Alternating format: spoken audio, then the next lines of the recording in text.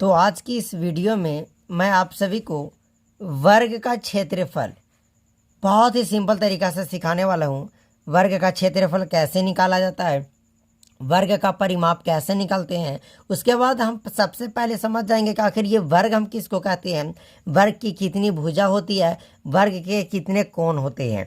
तो आइए बहुत सिंपल तरीक़ा से मैं आपको सिखाता हूँ, बस वीडियो को आप शुरू से अंत तक देखते जाइएगा। देखिए वर्ग, इसको इंग्लिश में स्क्वायर बोलते हैं। अब वर्ग क्या होता है, यह एक चतुर्थांश मतलब चतुर जिसका चार भुजा हो उसके पोर्शन में ये आता है। क्वाड्रेटलर में ये आता है जिसकी चार भुजा हो। तो इसकी चार भुजा है, लेकिन इसका जो चार भुजा हो वो चार बराबर भुजा होना चाहिए। चार भुजा जो हो वो बराबर होना चाहिए। वर्ग हम किसको कहते हैं, ध्यान से समझिएगा। वैसी आकृति जो चार रेखा से घिरी हो और वो बंद हो और चारों भुजा उसके आपस में बराबर हो, उसे हम वर्ग कहते हैं। बराबर कहने का मतलब कि अगर हम बोल दें कि एक भुजा ए है तो इसकी सारी भुजा आपकी ए होगी। ए ए ए आ गई बात समझ में। अगर हम बोल दें कि इसकी एक भुजा 9 सेंटीमीटर की है, कोई एक भुजा 9 सेंटीमीटर की है तो इसकी सारी भुजाएं 9 सेंटीमीटर की होगी। आ गया बात समझ में, इसकी सारी भुजाएं 9 सेंटीमीटर की होगी। वर्ग में चार बराबर भुजा होते हैं। वर्ग में टोटल कितना भुजा होते हैं, चार, पर वो कैसा होते हैं, बराबर। वर्ग में चार आपका कॉर्नर होते हैं, कोना होते हैं। कॉर्नर 1 2, एक रहे ये 3 और ये रहा चौथा। मतलब वर्ग में टोटल चार भुजा होते हैं, वर्ग में टोटल चार कोने होते हैं, कोण बोलते हैं उसको।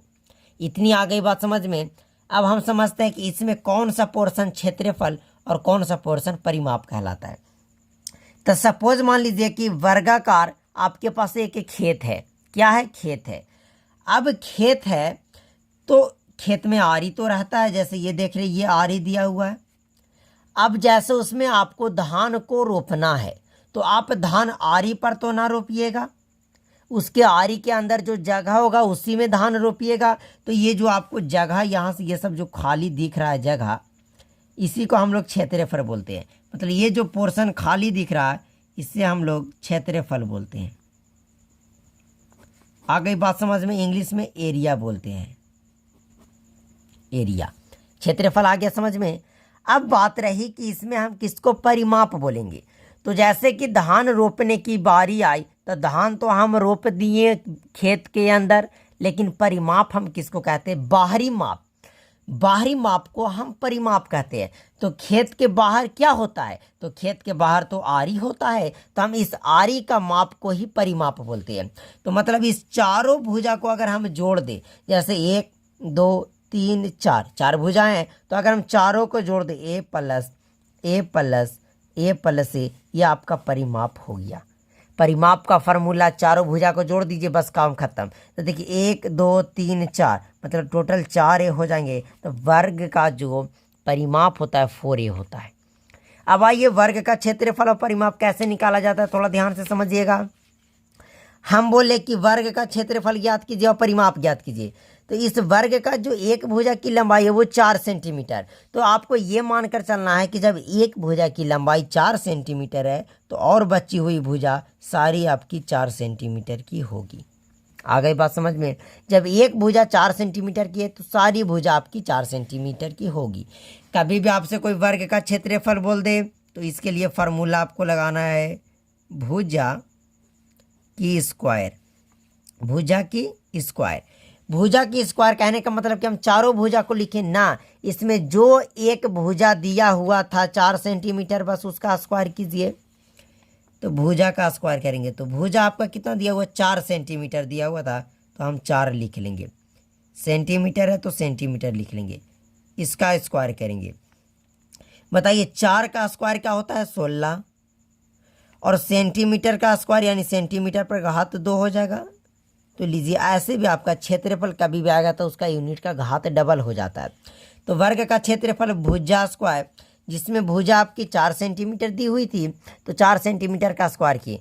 अच्छा, ये स्क्वायर कहने का मतलब कि 4 का स्क्वायर करेंगे तो 4 गुना 4 तो होगा, और 4 4 को जब मल्टीप्लाई कीजिएगा तो ये आपका 16 हो जाएगा। यहाँ से ये आपका आ गया। हम बात करें कि वर्ग का परिमाप कैसे निकालते हैं, तो मैं अभी आपको बताया कि वर्ग का परिमाप निकालने के लिए चारों भुजा को जोड़ दीजिए।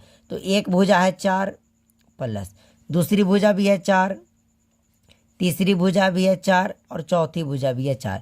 4 8 12 16, पूरा का 16 का सेंटीमीटर ये आपका हो गया। अगर आप इसको फार्मूला से बनाना चाहते हैं तो वर्ग का जो परिमाप मैं आप सभी को बताया कि वर्ग का परिमाप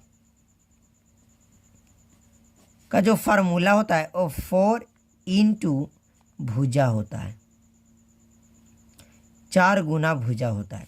आप इसको ऐसे भी लिख सकते हैं 4 भुजा, और भुजा को हम साइड बोलते हैं, मतलब ए से या ए से, तो 4a इसका परिमाप होता है। आप इस तरीक़ा से ही फार्मूला लिख सकते हैं। तो देखिए 4 गुना भुजा, तो 4 है तो 4 लिखेंगे, गुना है तो गुना। इसमें भुजा की लंबाई कितनी दी हुई थी, तो 4 सेंटीमीटर, तो 4 रखेंगे, 4 चौके 16 सेंटीमीटर।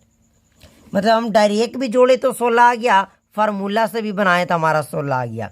तो आइए हम एक और एग्जांपल लेते हैं, उससे आपको थोड़ा कुछ एक्स्ट्रा चीज़ें बताते हैं। ओके, तो हमारे पास एक वर्ग है जिसकी एक भुजा की लंबाई है 5 सेंटीमीटर। तो आपको इसको क्षेत्रफल और परिमाप बताना है। तो इसका हम क्षेत्रफल बताएंगे। तो क्षेत्रफल का फार्मूला हम बताएं कि क्षेत्रफल कभी भी निकालना रहे तो भुजा का स्क्वायर आपको कर देना है। तो भुजा कितना दिया हुआ 5 सेंटीमीटर, तब 5 सेंटीमीटर का स्क्वायर करेंगे। 5 का स्क्वायर हो जाएगा 25 और सेंटीमीटर का स्क्वायर हो जाएगा सेंटीमीटर का स्क्वायर। तो फाइनली किसी भी वर्ग का एक भुजा की लंबाई 5 सेंटीमीटर हो तो उसका क्षेत्रफल 25 हो जाएगा। इसका अगर हम परिमाप की बात करें तो 4 गुना भुजा, 4 गुना भुजा कितना दी हुई है 5, करेंगे 5 चौके 20 सेंटीमीटर। तो हम उम्मीद करते हैं कि वर्ग का क्षेत्रफल, वर्ग की परिमाप आप सभी को ज्ञात करना आ गया होगा। हम एक प्रश्न देते हैं, उसको बनाकर आप सभी उसका आंसर कमेंट में ज़रूर दीजिएगा।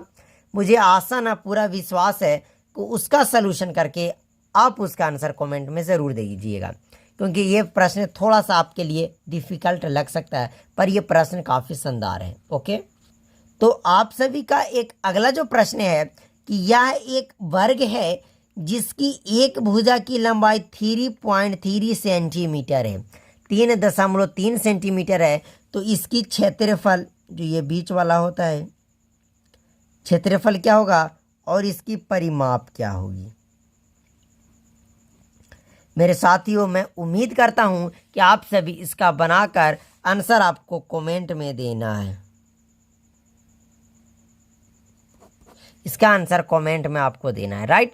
तो चलिए इस वीडियो को यहीं समाप्त करते हैं।